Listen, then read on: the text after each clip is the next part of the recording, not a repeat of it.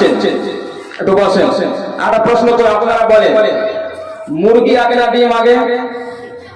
কি বলতে পারবে? মুরগি আগে না ডিম আগে?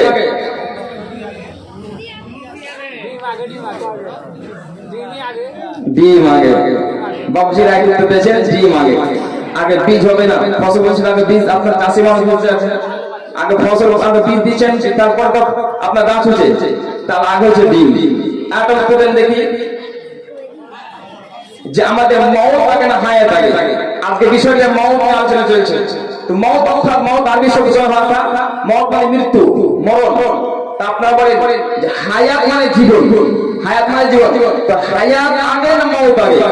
আল্লাহ পাক আমাদের হায়াত আগে দিয়েছেন না মওত দিয়েছেন? কথাটা আরো বুঝে বলি দেখেন, হায়াত মানে জীবন, আল্লাহ পাক আমাদের জীবন দিয়েছেন আগে না মওত আগে আমাদের ভাঙিয়েছেন? বলেন, আপনারা বলেন। এবার বসো বসো, চলে এসো, বসে যাও, বসে যাও, বসো, বসো, দাঁড়িয়ে গেছে, বসে যাও।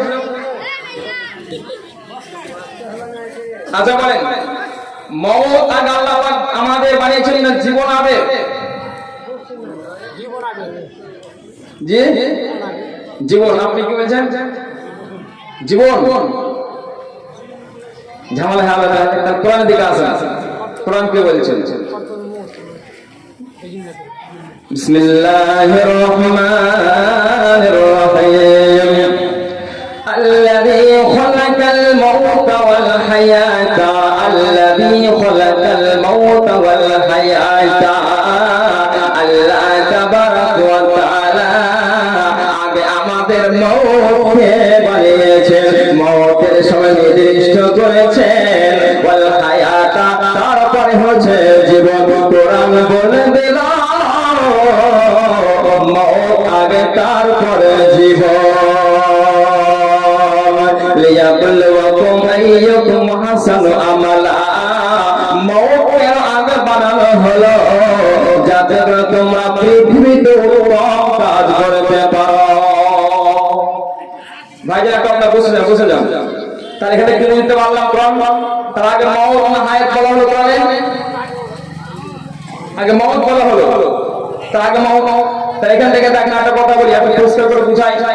আলোচনা অনেক শুনছেন এতক্ষণ পর্যন্ত। আমাদের গ্রামের আলেম অনেক, আল্লাহ রহমতে চলিতলা গ্রামের আলেম ভালো ভালো দুজন সভাপতি হয়ে আছেন, যোগ্য আলেম বসে আছেন, অভিজ্ঞ আলেম। আমাদের একটা সৌভাগ্য, ছোট্ট গ্রামে দুজন অভিজ্ঞ আলেম, শরীফুল হাদিস, একজন মানুষ প্রধান শিক্ষক, অভিজ্ঞ আলেম বসে আছেন। আমি সাধারণ ছিলেন, আমি খুবই ছোট আলেম।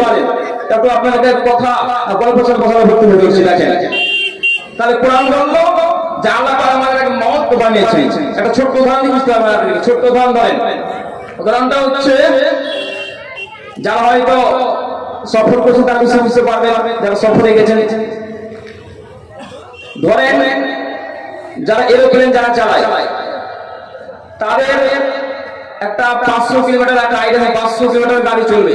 তো তার জন্য আগে টাইমটা 500 কিলোমিটার থাকবে, 500 কিলোমিটার। তো তার আস্তে আস্তে তার কমবে, আস্তে আস্তে কমবে। 500 থেকে 400 হবে, 300 আস্তে কমতে কমতে আসবে। তো 500 কিলোমিটার চলবে।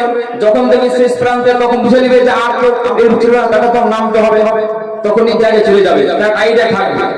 তো আল্লাহ সুবহানাহু ওয়া তাআলা মওত আগে কেন বানালেন? কারণটা কি?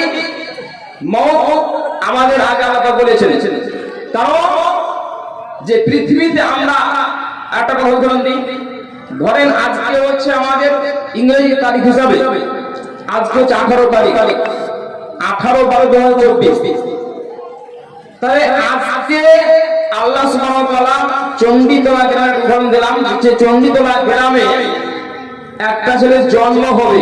তো তার আগে তার নির্দিষ্ট করেছে, তো কখন মওত হবে লিখে দিয়েছে যে 2050 সালের 18 তারিখ ডিসেম্বর মাসে, 18/12/2050 সালে মৃত্যুবরণ হবে। আগে আল্লাহ মওত নির্দিষ্ট করেছে, তারপরে বাকি হায়াতটা। কেন হায়াতটা আগে? তো হায়াত তারপরে কেন এলো?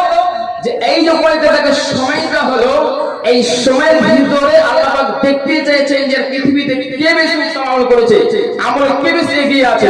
পৃথিবীতে যারা হায়াতটা পেল, জীবনটা পেল, এরা পৃথিবীতে কি করবে? যার জন্য আল্লাহ পাক মওত আগে বানিয়েছেন।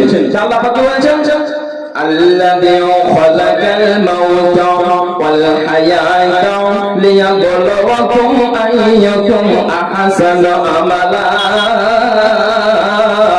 আল্লাহ সুবহানাহু ওয়া তাআলা আগে আমাদের মওতকে বানিয়েছে, মওতের সময় নির্দিষ্ট করেছে, তারপরে হায়াত। কেন কেন কেন? লিয়াবলুয়াকুম আইয়াকুম আহসানু আমালা। পৃথিবীতে কে বেশি ভালো আমল করতে পারলো, কে বেশি ভালো কাজ করলো, কে বেশি ভালো আমল করলো দেখার জন্য। কেন কেন?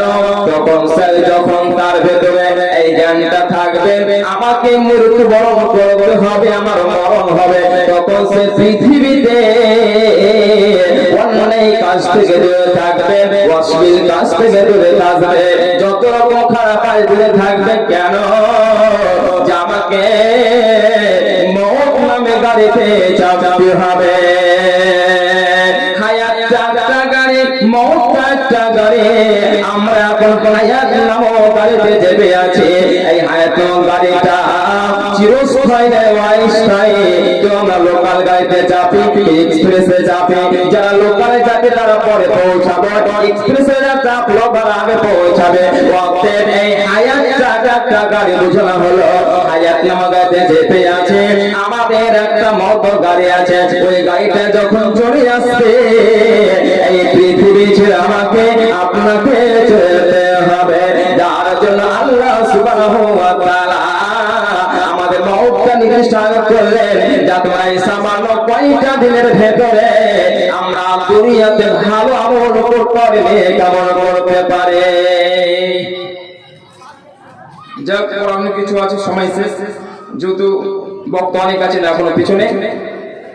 তা আমার যেটা বিষয় ছিল যে সায়েন্স বলতাম, সায়েন্স বলার সময়টা হলো না, যেহেতু আমার যে প্রথম আয়াত ছিল সে আয়াতের রাষ্ট্রে আপনার সাথে মিলিত। তো যাই হোক, আমি আর আগে বাড়ছেন যে সমাপনীর নির্দেশ, আর আগে বাড়া যাবে না। আমি এখান থেকে বিদায় নিচ্ছি। আল্লাহ কাছে আল্লাহ পাক যেন আমাদের সকল মুসলিম ভাইদেরকে মৃত্যুর আগে আগে ভালো কর্ম করার তৌফিক দিন, আল্লাহুম্মা আমিন। এইবার আমার বিষয় শেষ করছি, বিদায় নিচ্ছি।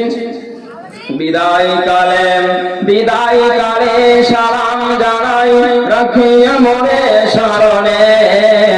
বিদায় চির বিদায় রয়, আসিব আবার এখানে। হায়াত বাকি তমলাত বাকি, আবার দেখা হবে ইনশাআল্লাহ। সালাম সালাম হাজার সালাম, সালাম সালাম হাজার সালাম। এবার আমি ঘর হতে বিদায় নিলাম। আসসালামু আলাইকুম ওয়া রাহমাতুল্লাহ। মাশাআল্লাহ, জাযাকাল্লাহ।